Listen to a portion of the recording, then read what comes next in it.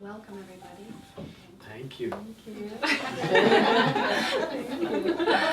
Welcome, welcome to the opening ceremony of the Respecting the Essence of Yoga weekend of workshops. First annual, I'm hoping. Just putting that vote in there. And we're here, it's sponsored by the Heartful World Foundation. Those of you who weren't here in the last class, I'm the board president of the Heartful World Foundation. Really honored to be so. We bring heartful meditation and purna yoga to community members in need. We work at domestic violence shelters, homeless shelters, transitional housing, and we're expanding our youth program for the little ones, 6 to 12-year-olds, like Niren. It's just it's an honor to be a part of the board, and this is the first time as an organization we've sponsored an event, but we really believe in it. And I just want to thank Adil and Savitri and Ann Fife and Stephanie. She's one of my closest friends, of course, I'll forget your name. And I just want to thank all of you for being here, and also both of you for just opening your space up to host the opening ceremony. Thank you so much, and all the flowers and just everything you've done to really hold the energy here. Thank you. So we're doing a panel on the essence of yoga. The whole weekend is about respecting the essence of yoga, asking a couple of questions. What is that essence? Are we respecting it? How aren't we? So I just want to first introduce all of you. And to all of you and those of you watching. So I'll start here. Do you mind? Just dive right in. I'm going to do it in order.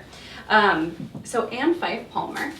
We went to the same high school in New Orleans, Louisiana. Ann Fife is a writer, entrepreneur, partner, and parent. She founded 8 Limbs Yoga Centers in 1996 to provide an inclusive and welcoming home for yoga practitioners in Seattle. 8 Limbs is now a family of 4 neighborhood studios offering high-quality yoga classes, series, workshops, retreats, and teacher trainings, and employs more than 50 teachers and admin staff. She's guided 8 Limbs through 22 plus years, is it 23 now? 23 years of growth and stability while raising her 2 adorable daughters who are now so grown up, Lily and Coco. I remember when Coco was running around. And husband Bez, who's a graphic designer and illustrator. In addition to acting as a studio director, Ann Fife teaches yoga classes and trains other teachers in the 8 Limbs Yoga 200-hour, 500-hour, and pre- and postnatal yoga teacher trainings. She was raised in New Orleans.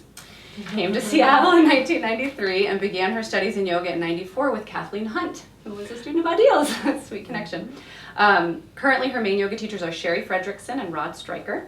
They're both students of, please help pronounce, Pandit Rajmani Tiganayat. Thank you, I didn't want to butcher it. Spiritual head of the Himalayan Institute.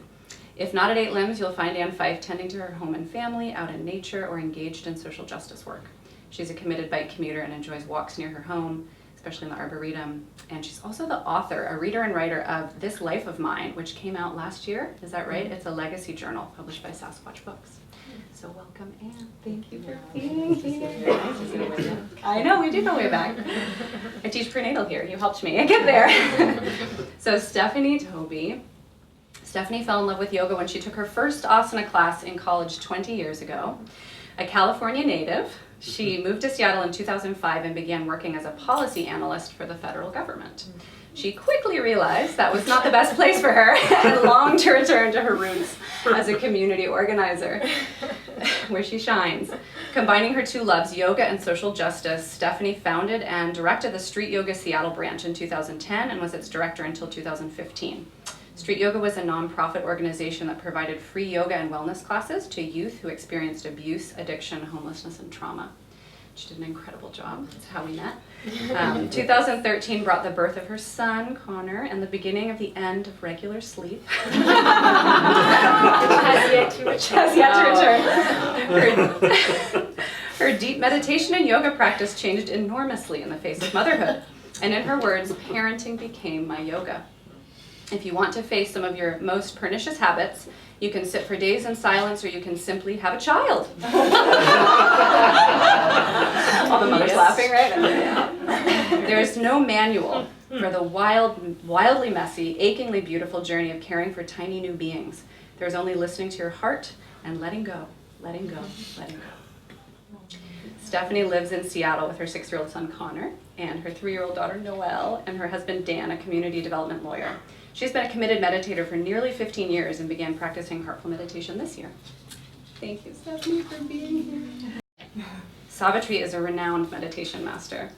my teacher, and a visionary whose upbringing was a merger of East and West. She was born in India, in Bombay, until the age of 7, when she moved to America with her family. Her inspirational mother was of Italian-American descent, and her father was Indian. Her yogic path began as a 25-year-old housewife, praying for truth and understanding of the incomprehensible events of her life, including being orphaned at 17 with the sudden death of both of her parents in a plane crash and the murder of her sister a few years later. This led Savitri into life-threatening illnesses and many near-death experiences. Since 1985, her sincere desire for truth led her to create Heartful Meditation. Its emphasis is on uniting with unlimited love, our true essence, using unique active meditation techniques. These techniques helped her to come alive and shine, blessing her with her musical daughter, Xenia. Heartful Meditation has helped thousands of students around the world connect their bodies and minds to their inner wisdom, light and love. Savitri is also a profoundly powerful energy worker, a medical intuitive, psychic healer, Kundalini master. Savitri and her husband, Adil, created Alive and Shine Center, a world-renowned yoga studio, and are the founders of the Purna Yoga College, creating extremely high standards of yoga and meditation instruction for the modern world. And her integrity and her love are just very deeply felt by all who study with her. So thank you for being here, Savitri. Adil, now we come to you. I have the paper. Adil Falkibala. He began doing yoga before he was born. His devout Parsi Zoroastrian parents had been unsuccessful in their attempts to have children for 7 years, and so they began studying yoga with BKS Iyengar. A year later, Adil was born in Bombay. He began studying asana with Iyengar at the age of 7, and shortly after was introduced to the Purna Yoga of Sri Aurobindo. At 22, Iyengar awarded Adil the Advanced Yoga Teacher Certificate, I believe the youngest person ever awarded that certificate. For nearly 30 years, Adil has been regarded as a teacher of teachers, and many of the world's top yoga instructors have studied with him. He has a unique teaching style, mixing melodious instruction with recitations of poetry, philosophical insights, in-the-moment humor, wonderful stories. Adil teaches throughout the US, Canada, Mexico, Europe, India, and other parts of Asia. Adil and Savitri are the founders of Purna Yoga, a holistic synthesis of yogic traditions based on the work of Sri Aurobindo and the Mother. They also founded Alive and Shine Center and are the directors of Purna Yoga College, which offers 200, 500, 2,000, and 5,000 hour levels of certification. Yeah. I'm waiting on that 2,000 hour. Adil is the author of Fire of Love and Supervision. He's also written extensively for Yoga Journal, having been the asana columnist in 2003 and the author of the teacher's column for the website, and the asana expert for both the magazine and the website, and he's frequently a keynote speaker at national events. Thank you, Adil, also for being here and part of this panel. Thank you. Quote from Fire of Love, which is an incredible book. If you haven't read it, buy it now. Yoga is everywhere, yet hardly anywhere at all. It is so extremely well known that it is barely understood. Yoga has spread so wide that it is deep no more. It was once a carefully guarded secret and a profoundly esoteric tradition, but today, yoga's subtle essence has evaporated in the heat of the media spotlight, its true purpose trampled by crowds rushing to be a part of the craze. I'll abridge this a little bit. We don't want to end on a bummer note. So yoga sells, so anything is now being called yoga. Yoga is sold as a replacement for various exercise forms while being twisted and perverted to take the shape of whatever it is replacing. As a sad result, people claiming to do yoga are competing to be the best in class, straining to achieve the most impressive looking poses and striving for hard bodies and buns of steel. Yet yoga is not aerobics, gymnastics, dance, but a magnificent art and science reaching far, far beyond mere exercise. So, and then he goes on, but I'll stop now because we'll talk more about it in real time. And what you hearken to and what you bring through in so many of your teachings is really connecting people to the essence of the practice. The first question I'd like to just kind of bring to you on the panel, I know I have it here, there we go. From your experience, has yoga in the West, the way that it's shown up, because you brought yoga from Bombay to here, Iyengar told you, go to America and teach, right? The original intention of yoga, has it changed? Has that intention been lost or changed when it came to the West, just from the beginning, kind of the beginning origins of yoga in the West, in your opinion? I believe that the original intention was to bring asana to the West, at least for my teacher, V.K. Iyengar, so that it would be baked, so that they could take something, feel better, and then say what more is there in this. But instead, people fell into the comfort and the sense of,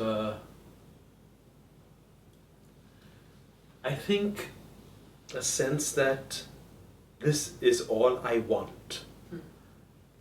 I feel stronger, I feel better, I feel more almost macho, and I'm going to work very hard, just as I do in the corporate world.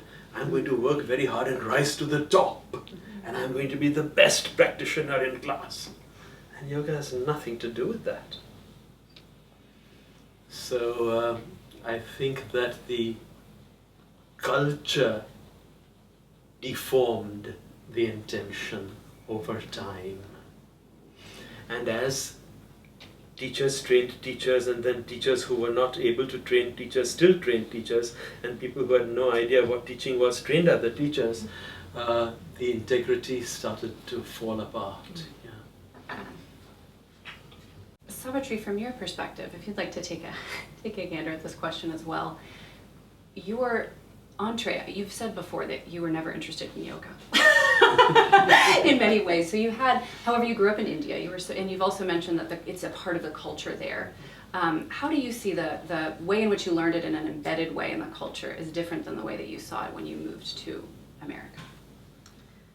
Well, I did not realize that the whole Indian culture is a yoga culture until I started seeing yoga in the West. And what I saw in yoga in the West, starting from what I saw on Channel 9, which was a PBS station, as I think 11, 12 years old, and turned on some yoga there, and I did not like it. I thought, that's yoga? And then meetings, I met a lot of through Adil, many people who are now very famous in yoga, and I was just the observer. And what I was seeing and experiencing in dinner parties and gatherings, I did not like. So I said, I want nothing to do with yoga.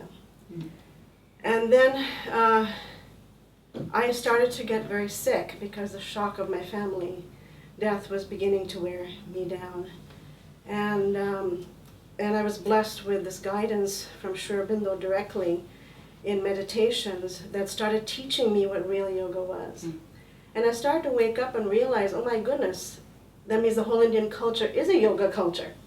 That everything you're teaching me is what my aunts and uncles, the shopkeeper, the servants, our celebrations, the weddings, everything was yoga. And I thought, the asana is just one part, and yet I was doing asana. My mother had an asana teacher. Ironically, it was Iyengar's teacher, was my mother's teacher. And so, but she never called it yoga. It was like, you're not feeling well, do this particular pose. And I was too little, so she didn't give me the whole Indian name. She just guided me, and I did it, and I felt better. So I realized that what we call yoga was a whole lifestyle that is embedded in the Indian culture. It is not separate from it. And it was a gift that the Eastern teachers were trying to bring to a culture here that had lost that connection with their inner self. Because my mother was Italian, she said she did not find her Italian culture any different from the Indian culture. She said it was all about respect, it was all about community, it was all about love, it was all about kindness. It was all about many of the qualities in yoga, so she did not find going to India was a shock. She said it just confirmed that people in the essence really need this lifestyle, and it's part of the old cultures, whether it be India or anywhere else. It's just that we had maybe the asanas, and we had maybe the Ayurveda, how to eat certain herbs. Every culture has their herbs. Every culture has their type of movement. But this is a culture that's very ancient. And so it's embedded in their daily life. So you don't think I'm doing yoga, you're just an Indian. You're just connecting with the land and the air and the way everybody thinks. You don't divide people. At least I was never guided to divide anyone based on their religions. I was telling Adil today that I did not grow up with this person's Christian or Hindu or Muslim or whatever. I was brought up, everybody's Indian. In India, of course. and then when I came here, now I'm in America. You know, so that is something that has gotten lost in the West because this is a culture that really was not ready for the Indian gift. Really was not. They just embraced one petal of yoga and did not embrace the rest. And what I learned, what is the rest of yoga? Respect. Respecting the Creator, respecting its creation, respecting the rest of its creation, respecting the earth, the rest of its creation, respecting the whole universe, the rest of its creation, and beyond. And respect is saying, I honor your part of this creation, and I will treat you with kindness, with love, with support, with whatever you need to be a revelation of the Creator in creation. And that is what's sorely missing in yoga today, and especially in the West. Especially in the West. It's a natural state in India, but it's something that has to be taught here and has not been taught properly in the yoga communities. Thank you for sharing. Thank you. And just reflecting on, I suppose, that misunderstanding and the unreadiness of American culture. I kind of want to flip to like the people who founded yoga in America. Well, actually, Savitri, if you don't mind following up on this just once, what do you feel, I suppose, how it's, I'll ask you, sorry. Stephanie, how do you feel since you started practicing, for example, just since you became a student, right? How has it changed, both your understanding of it, which is a different question, and how you've seen the practice just evolve in and of itself, right? Because what Savitri's bringing, I see you nodding, so it's like you're connecting with that, but probably 20 years ago, you had a very different, understanding. You know, it's funny. So when I came to yoga, my first experience, as with so many folks in the United States, was an asana class, and it was in college. And I didn't know anything about it. It was just like, oh, here's something you can go to and you will feel good. But I did feel from the beginning this this really deep connection. I had never been like really into athletics or really into other forms of physical movement. I wasn't super into the competition of it.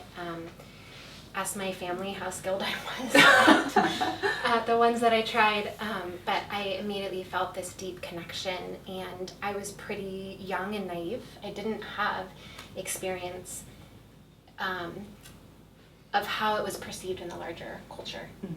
This was just this thing that I did, and was starting to have these experiences in my body, and when I moved here, I did a teacher training. I was fortunate. I did a teacher training with Kathleen, who I studied with, Adil, and who I had studied with.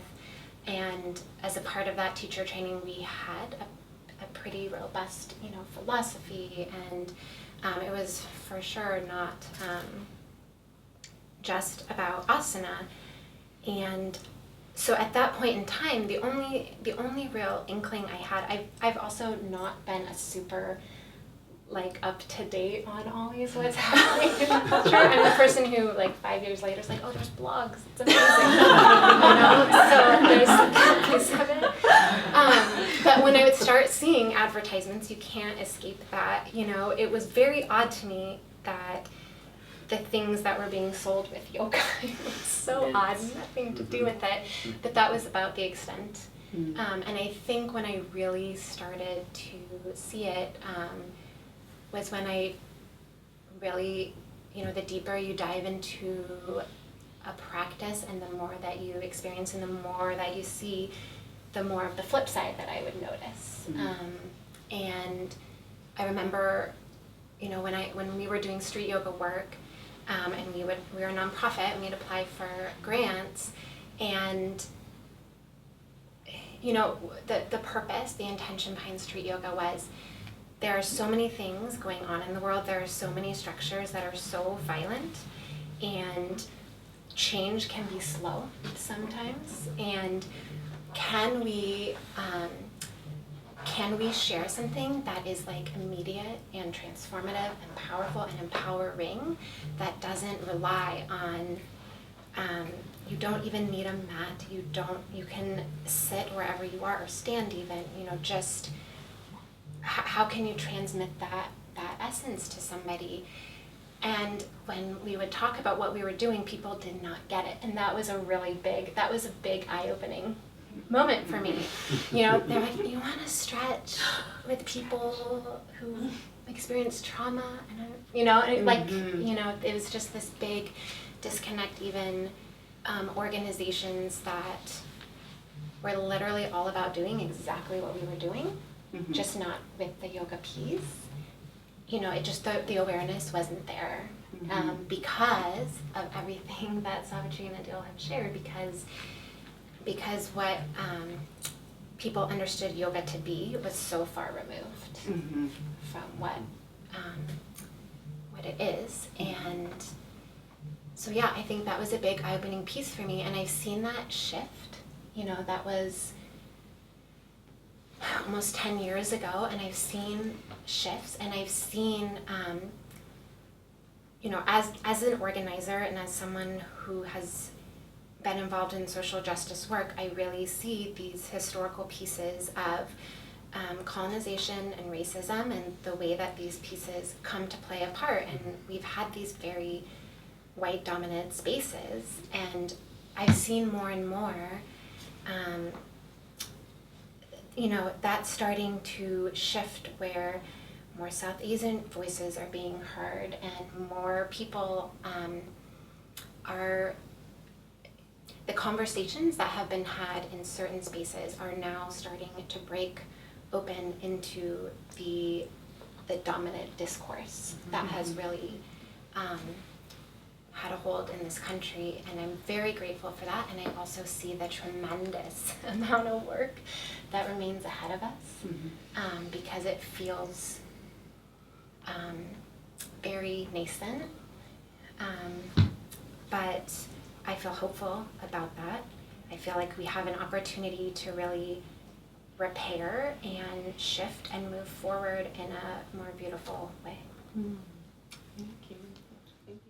But these were things I wasn't thinking about as a 26-year-old. I wanted to be a small business owner, and I think that there have been really special components of yoga that have landed very well in America. So there are places, and there are teachers, and there are students that are interested in the depths of practice, for sure. So I believe that there's so much yoga in America. That's the biggest difference. It was, you had to explain the word. Yoga was yogurt, Right. People literally would ask me what I meant by yoga, and you do not have to explain what yoga is anymore, but you do if you want to get at the essence of yoga, because everyone will think you want to stretch, or you want to work out, you must be really fit. Those are the things I hear. So I think, there are a lot of us that are fighting against that, to always include the full aspect in any time that we're practicing yoga. But I do think the benefit of that is that so many people have been exposed to yoga. And I think of some yoga as a gateway drug. There's some yoga that's like a gateway, and that you'll eventually perhaps find yoga that is more meaningful, because you tap into, this isn't just a fitness thing, or this isn't just a feeling of I feel good. It also has these really deep philosophical it's a web, of so much support. And one of the challenges is we're in a country where there's lots of Christianity has also got a really strong part, so people have a hard time having those together. So I don't know, there are just so many different things. I hope I'm answering your question. You are, yeah, absolutely. Let me see. Let me look, because I feel like I one thing. What I wanted to, I think what a lot is happening right now is that people are overwhelmed. So many more people, in my experience, in my opinion, are stressed, anxious, overwhelmed, barely managing, and so yoga's become a survival tool, you know. So that's kind of what I see, that where yoga, I mean, I'm jumping ahead, but where yoga is becoming a place for people to move through trauma, to ground their nervous system, to be able to function. But what I see a lot of it in, especially young folks on Capitol Hill, is it's just like the thing they squeeze in, right? That they're like, that they're so anxious they can barely put their phones down for the whole class. So I have a lot of empathy for what's happening right now for the folks who are anxious and struggling, and I just hope that we can keep offering yoga that has all the parts, you know, the 8 limbs, and that they'll be open to that, and that this anxiety won't keep growing. I mean, I don't know if y'all are seeing that, but yeah, I mean, lots of people really young people are feeling anxious, and it's a concern. Okay, I'll stop there. No, thank you. Well, you spoke so much to another question that I kind of had you went through, which is the pros and cons of this saturation with yoga, right? And I think, as you said, it can be, you were kind of saying gateway drug, or, you know, the bait, right? As Iyengar was saying, that kind of idea of like you give a little bit of asana and then eventually they come. The essence that you spoke so beautifully of, that feeling of it affecting the whole culture, right? About it creating community, creating feeling of love, of deep respect for the earth, for all of that. How, this is a big question, how can we, as people who care about yoga, keep the bait from just taking people slowly far, or even the negative of that, making it a salve for their feelings of yuckiness, and then they never change the systems that they need to change, or change the culture they need to change. So how do we keep it from being truly a drug, right? Truly numbing the nervous system. And I don't know the answer, but that's what you four are for. So, and I open this up to anyone who feels words coming around that.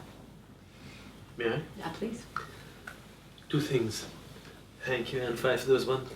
One thing you mentioned, which is very powerful, because Pandit Tigunait is a very good friend of mine. We've spent days together discussing stuff. And his teacher, Swami Rama, used to say that to practice yoga, you have to do pranayama. And we are talking about, 6 hours a day. Nobody does that. Is there anyone here who practices 8 hours a day? Will you raise your hand, please? You can be right up here if you do that. Okay, so that's why I go to her class. Yeah, so when we were practicing asana with Guruji, it was 8 hours a day. 8 hours a day. Oh, wow. Yeah, 7 to noon, take a break, and then continue for 3 hours. So it was a serious practice. It was not a salve. I had nothing wrong with me. I had no reason to do it except that I wanted to do it. It was not for any pain. It was not for any emotional problem. I was 15. And so the practice was for the sake of yoga. And so we went deep into the practice. Now, along with that was the tradition that I was brought up in, which had 2 parts. One is the Zoroastrian tradition, which is my religion, and the other is Sri Aurobindo and the Mother. So there is the spiritual base, as Savitri was saying, it's part of the culture in my home, and there's Sai Baba, and there's all the different paths were there in our home, and that was what tempered the intensity of the practice of asana. Without that, it's really tough to understand yoga as a whole system. A few years ago, I was in Singapore, one of the largest yoga studios in the world. It's a building 25 stories in height, all yoga. Wow. The entire building. Wow. Yeah. They push together between 12 and 15,000 students a day. Yeah. It's a massive. And they invited me to teach because they felt that they needed somebody with some integrity. So I went there. And I walked into class the first day. And I walked into the room. And it was endless. I can see people forever. I said, how big is this place? I see thousands of students. That's impossible. They only told me there were 200 students. I see thousands. And then I realized it was mirrors. Mirrors, yeah. Mirrors. The walls were mirrors, the doors were mirrors, the entry was mirrors, the stage was mirrors, everything was, the poles were mirrors, everything was mirrors. So with a deep inhalation, I walked up onto the stage and we started. After we started the standing poses, I'm watching the students and they are all looking at the mirrors. So after a couple of poses, I said, okay, everybody stop. Stop. Why are you all looking in the mirrors? And they were perplexed that I asked them that question. They said, but that's what our teachers tell us to do. When you're doing a pose, you must look in the mirror and look around the room to see who's doing a better pose and try to do it like them.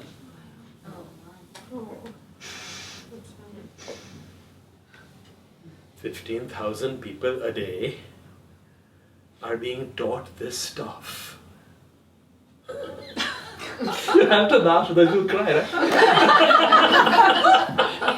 And that's only in Singapore. That same institute, the same organization has similar structures in Hong Kong, in Taipei. Massive, worth billions of dollars with a B. Yoga is that big over there, and it's just purely mirrors. People who win yoga competitions in India wear speedos and stand on the stage, and the rooms are flooded with ignorant housewives who just come and just want to see a man in a speedo. That's where yoga has gone. So to answer your question, how are we going to bring it back to its integrity is, for me, one person at a time.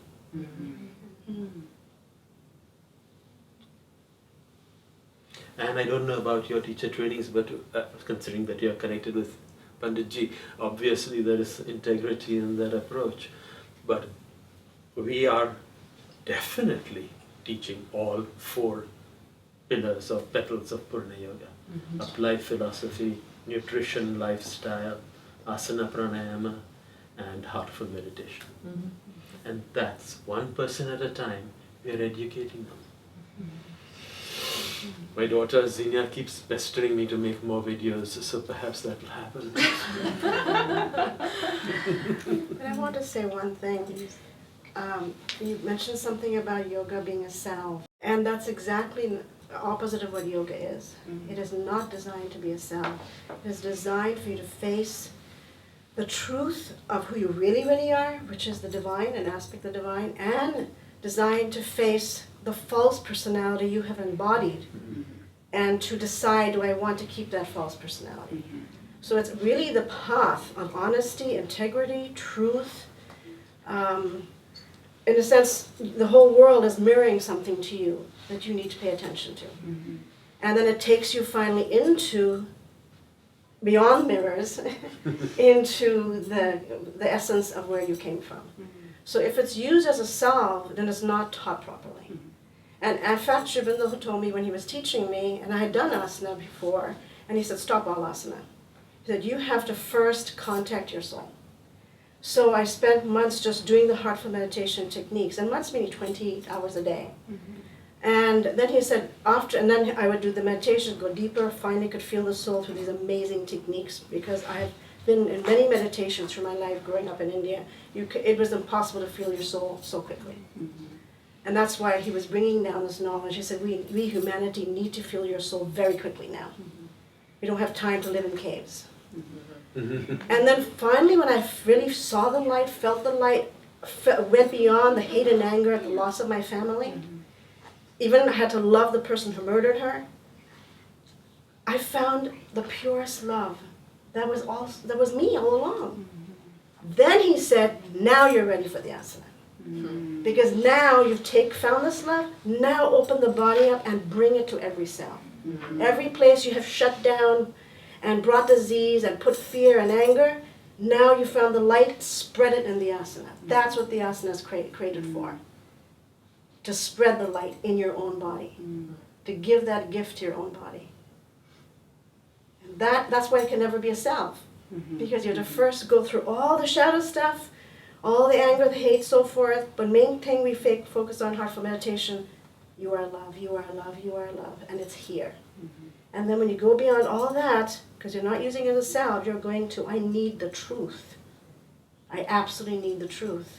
And you find that truth, it shines through you, you feel it through love, and then the asana, the body is ready for the asana. And when you have that, then you have people who are holding the truth and respecting their bodies, the creator of their bodies, and everything else. And that is exactly what yoga is about. And so it's true, it's one person at a time, truly one person at a time.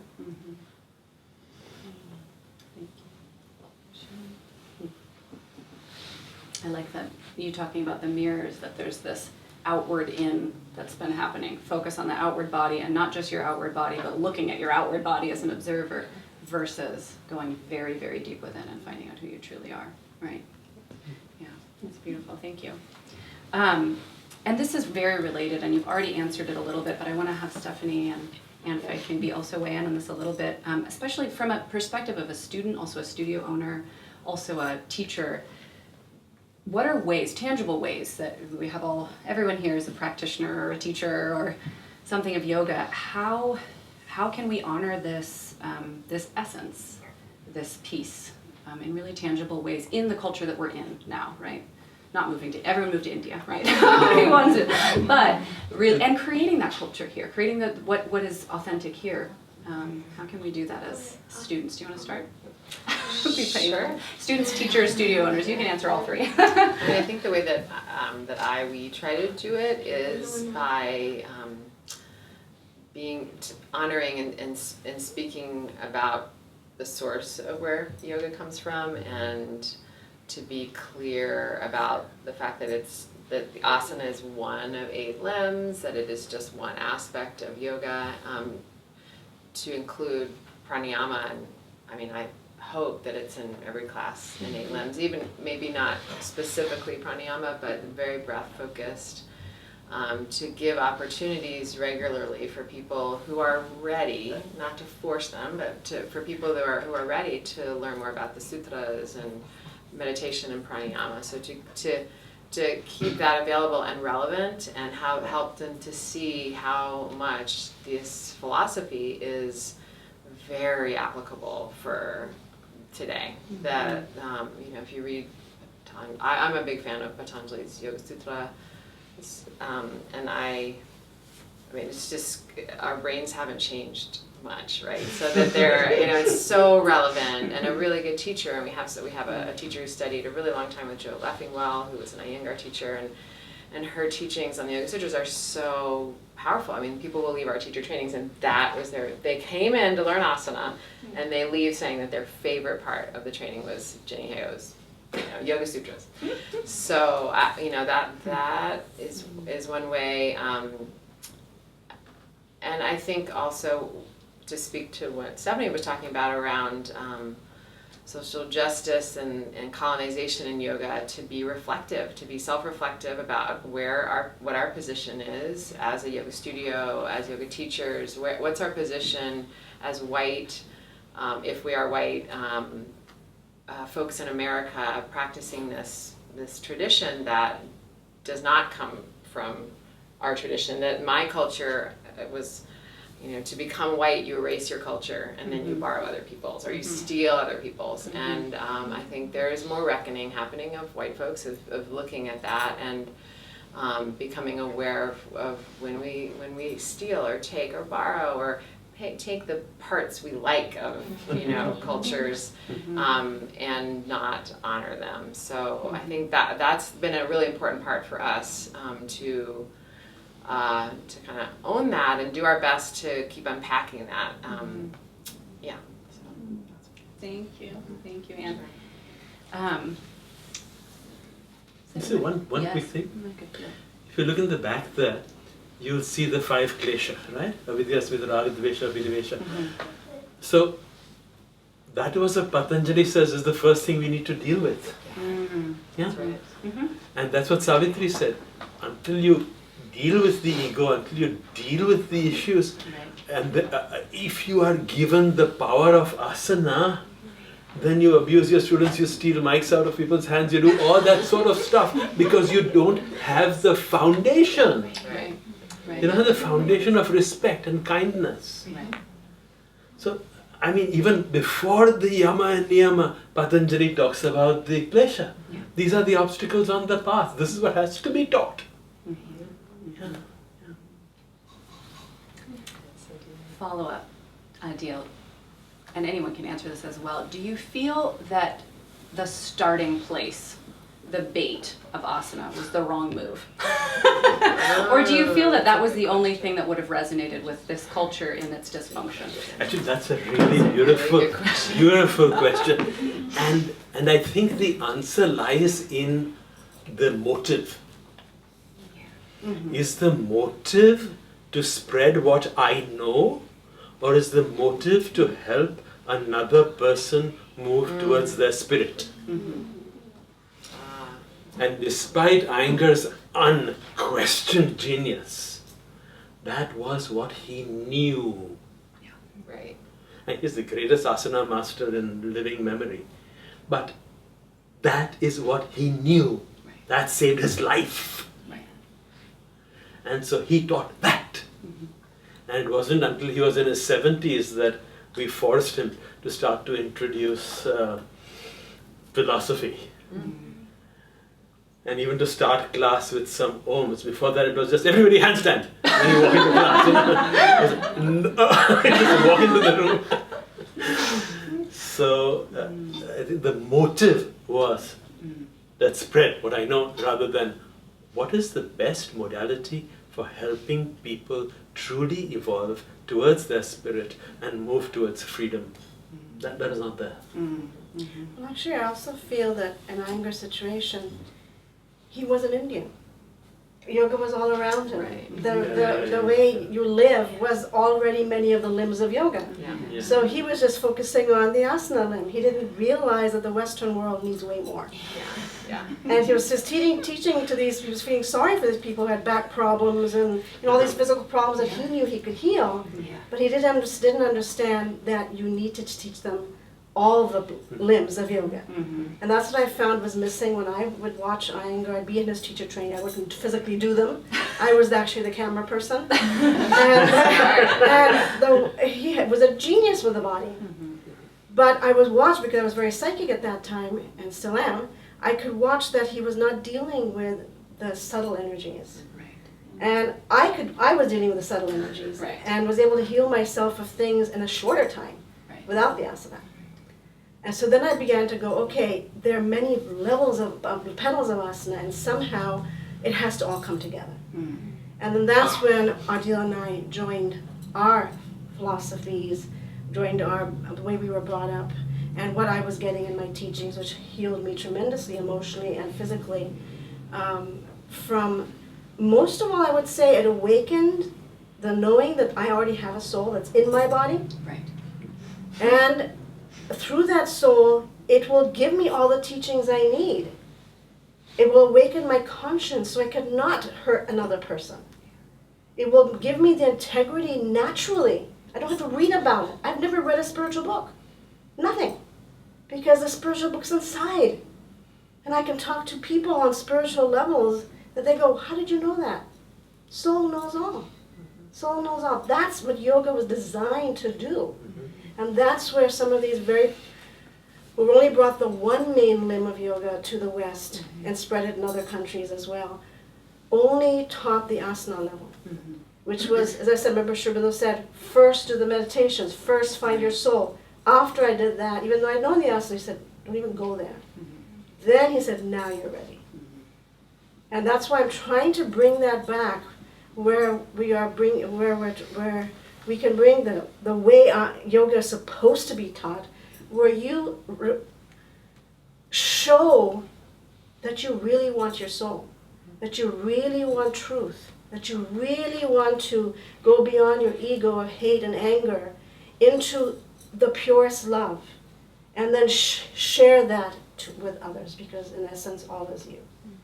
And that is the yoga we are trying very hard to bring. And I never even thought I was doing yoga when I was doing all the meditation and the asana poses. I just thought, this is a lifestyle. This is a lifestyle that's helping me to heal emotionally, mentally, and physically. Which most people are now suffering with. That lifestyle saved my life. He was strict with me. Everything had to do, the thoughts, the feelings, the actions, the food I ate, the way I breathed, when I did asana, when to not do asana, everything was just coming out of my own heart. And I didn't realize that Sri Aurobindo is also in our heart, and all the great masters are already in our heart. Because our soul's best friends are all these great, amazing beings. Right.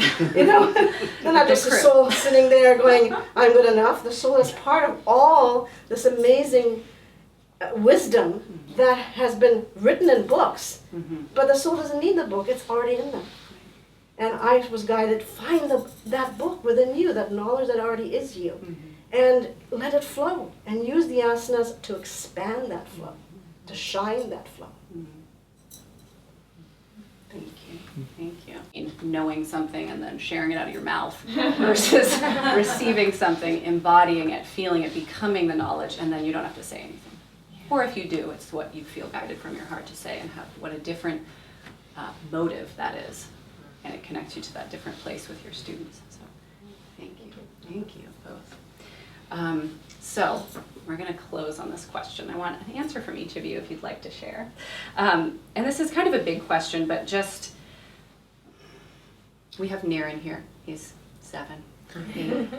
We have a couple little ones. There's another little one, my former student, teenager. But for this younger generation, within their lifetimes, how do you see yoga evolving? Within our lifetimes, within these little ones, how do you see it evolving? And you could take this in either the dream or nightmare scenario. But we might as well dream, right? Do you mind? You want to start, Anne? You don't have to.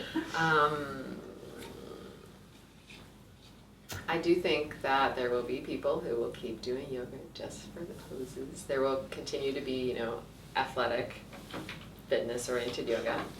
But I do think that the pranayama, meditation, those practices are, to me, becoming more rooted and more understood and respected, by the medical world or what have you. So I do think more integration will happen. I think one thing that concerns me is that it is harder to study with very accomplished teachers because of this capitalist commodification of yoga, that the more advanced teachers tend to have smaller classes, which means it's harder for them to make a living, which means they may not be able to teach many yoga classes.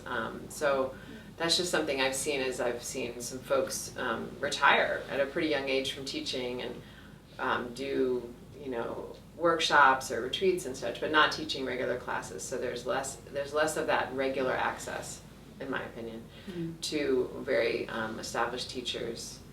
I do think online is becoming really a big way that people are learning, which is in some ways the nightmare, in some ways the dream, because it's amazing how much information people have access to now. And so, for better or worse, it's never the same as a personal teacher and personal contact, but there are some things that can be taught online. I've never done an online course. I've never taught one or taken one, but not a fan in that way, but I think that more and more people are, and it gives more access. There needs to be ways to offer yoga that is affordable for folks who can't practice 8 to 20 hours. There are people who cannot practice to the amount of time and the amount of money that it can cost. So access programs like street yoga, programs like kids yoga in schools. Yeah, I feel like I'm just kind of going out. Those are just some thoughts right now. That's where you But I mean, I start. hope there's just more focus on meditation, heart, compassion. And this to me is more of a Buddhist mindfulness practice. I've seen just great benefit and strength around mindfulness practices and mindful self-compassion practices. I think they are helping a lot of people to be kind to themselves, which is not a big thing that our culture teaches, I don't think. So I appreciate the message that you're sharing, and I think there are many different ways that people can access more heart if that's not their conditioning or upbringing. So more of that, I'm a big fan. Thank you. Thank you. Forward to hearing the other folks. I know. Two tellers. How will it evolve in our lifetime? Yeah, I think this feels like a place where I would just like to share, a prayer that I've held, because you asked specifically about young people, and young people are growing up in a world where they're facing maybe like imminent,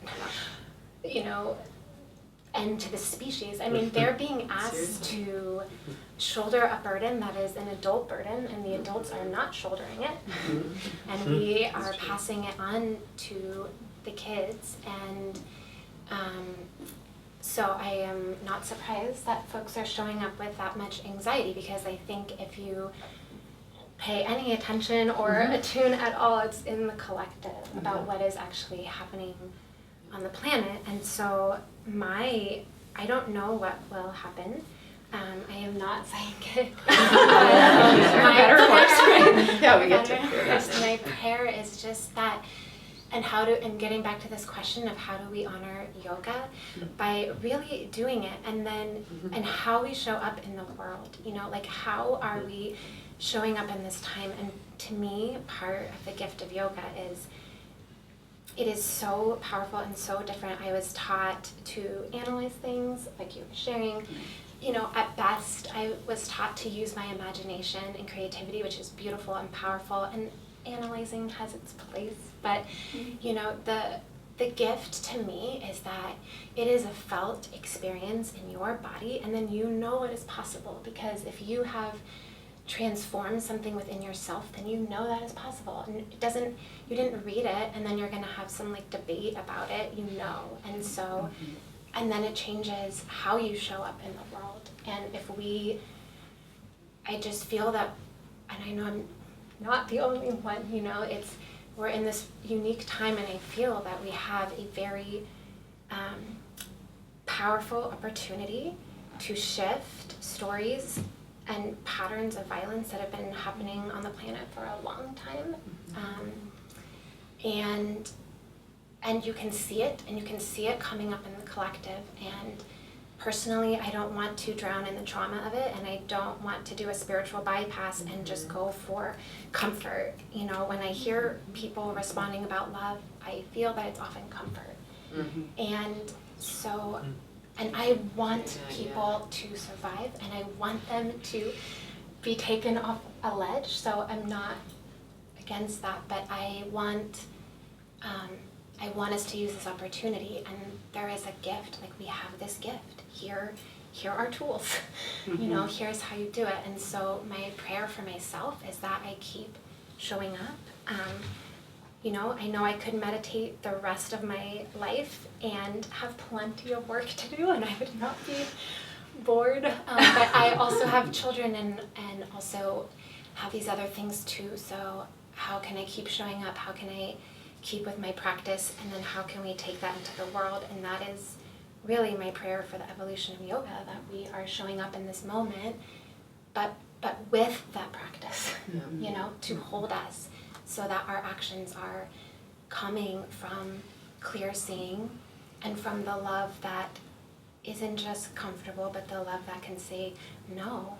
This is harmful. Yeah. You know, I'm a mother. I say this all the time. I love you, and therefore we can't do this. Let's try this. So that is my prayer for how that we all continue to show up in our personal practice and then show up in the world. And that is why I'm so grateful for your work. And I'm so grateful, M5, that you were one of a few people who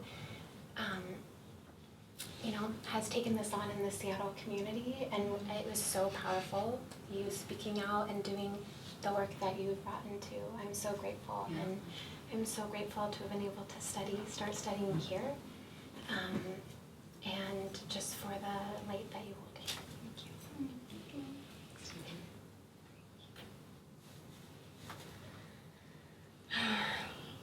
you. You know, I was thinking, how would I want a child to hold the true yoga?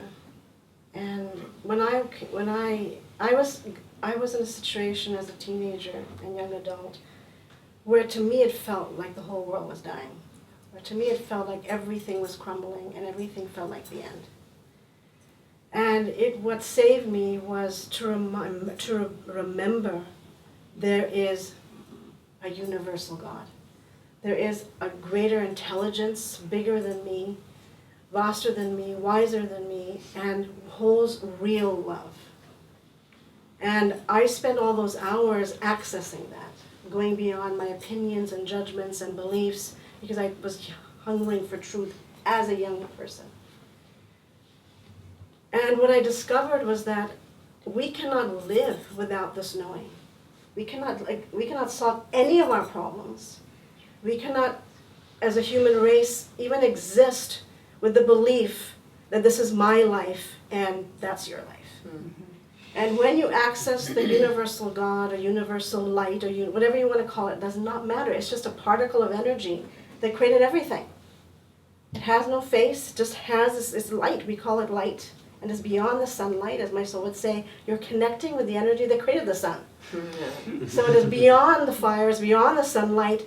It is the very essence of that, the very essence of a cosmic intelligence, a cosmic love, a cosmic wisdom, who knows exactly why it created everything and what its purpose is.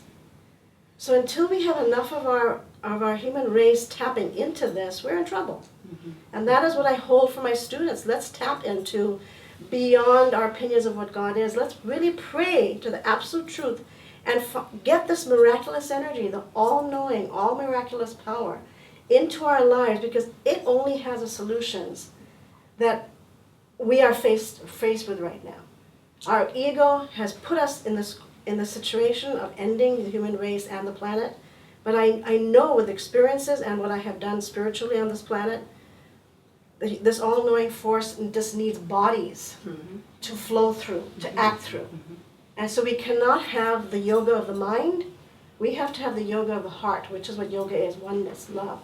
Creating with the Creator and being an instrument, saying, thy will be done, you use me, and help me to solve not only my own problems, even I would say, I don't want to solve my own problems. I want to be a blessing on this planet. And I realized that being a blessing is heal my problems, so I don't have any baggage in me and darkness in me and hate for anything. And then shine that knowledge, which is so profound.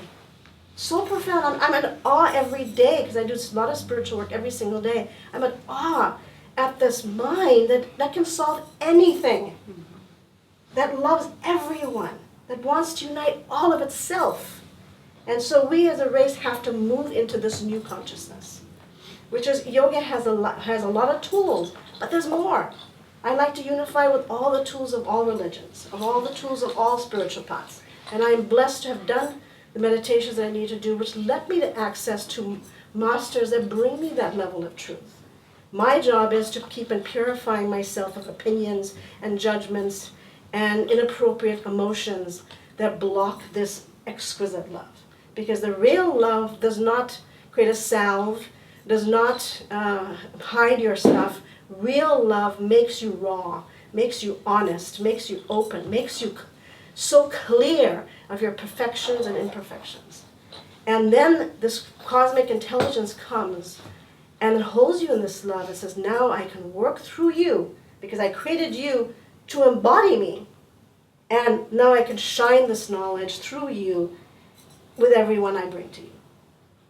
And that is the shift young adults, children, grown-up people, so-called grown-up, need to move into if we are going to shift humanity into self-love, into self-preservation, into gratitude for the gift of life in every single breath.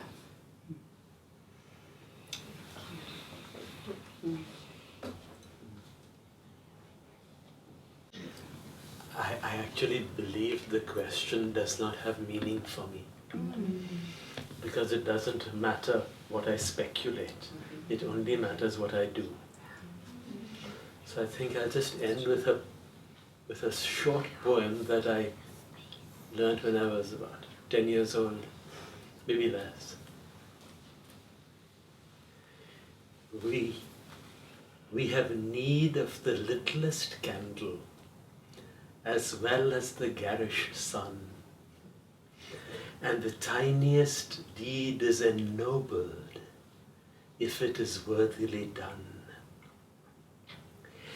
We may never be called on to brighten those darkened regions afar. So let us fulfill our mission by shining first where we are.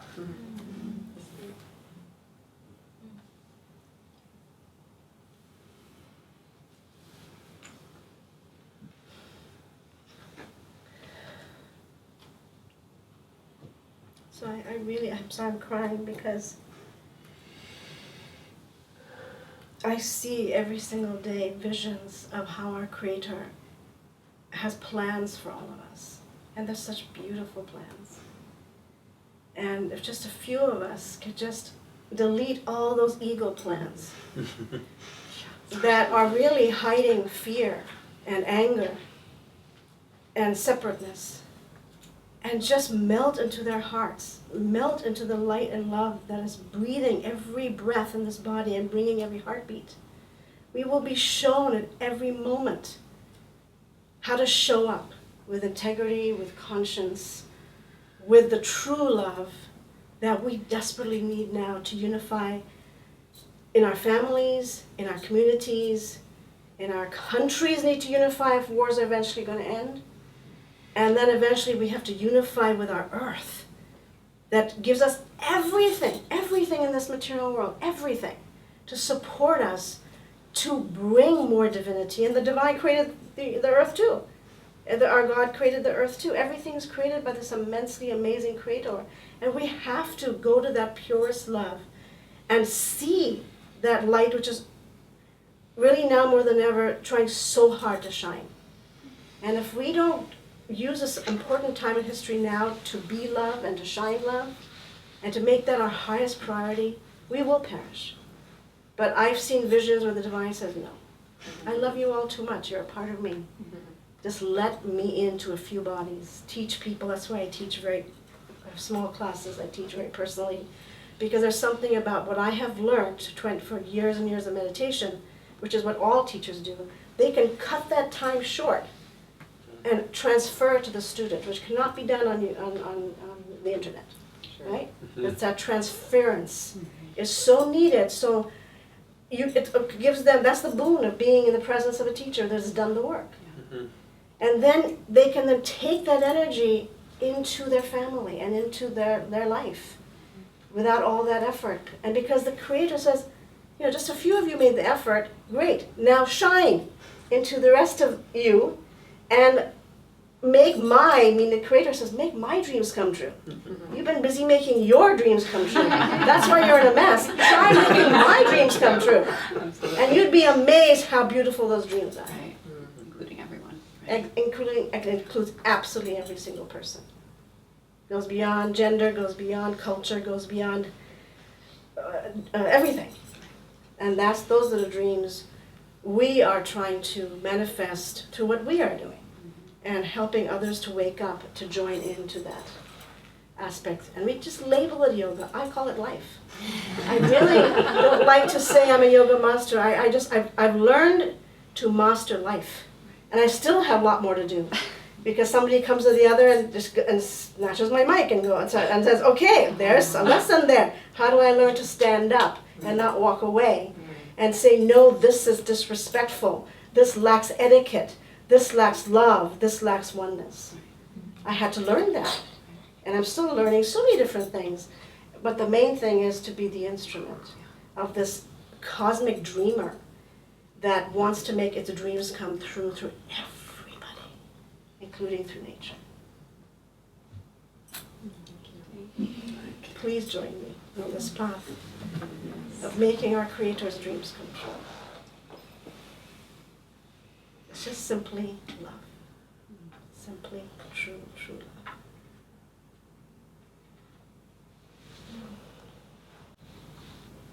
So in your own words, pray a prayer, just communication, to that giver of each breath and heartbeat. Go beyond all the words of yoga and philosophies and religions, and even your own gender, and just feel that giver of life that has given you life for the most profound purpose. Created from love, to be loved, and to love.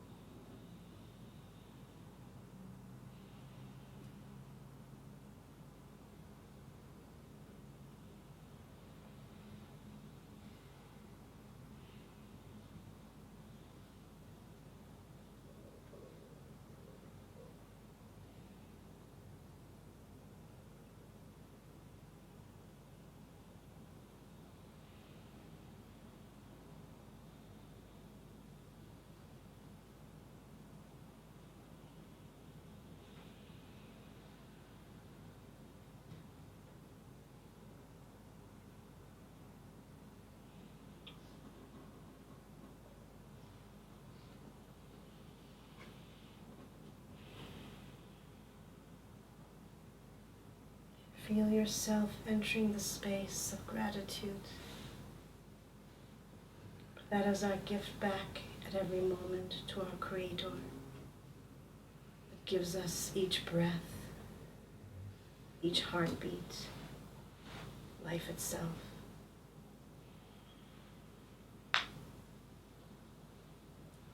And whisper thank you, deep sincerity, a few times, to deepen this relationship, to merge more with this beautiful feeling of love, this beautiful presence of love.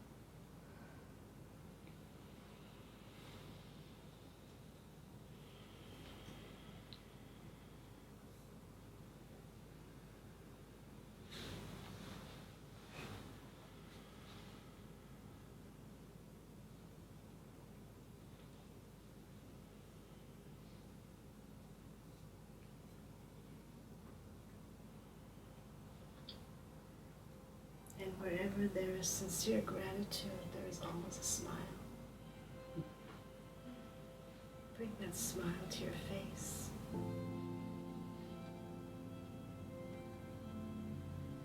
Bring that smile to your life, to all your stories.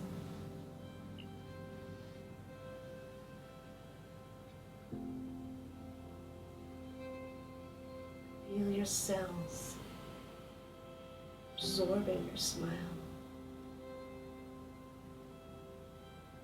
It shines smiles every day, wherever you go.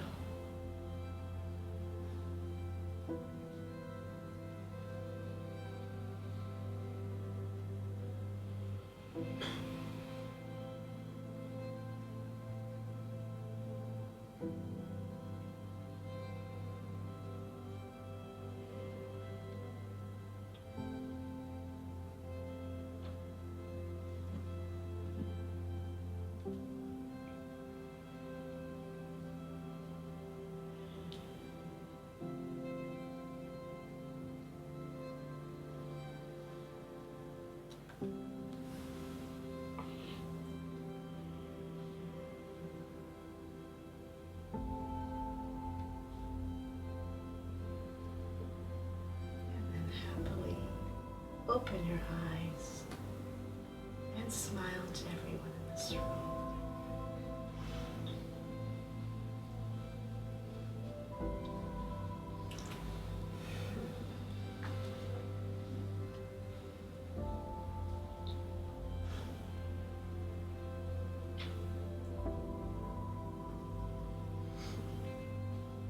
And this is yoga, the gift of life. Whatever you want to call it. It doesn't matter.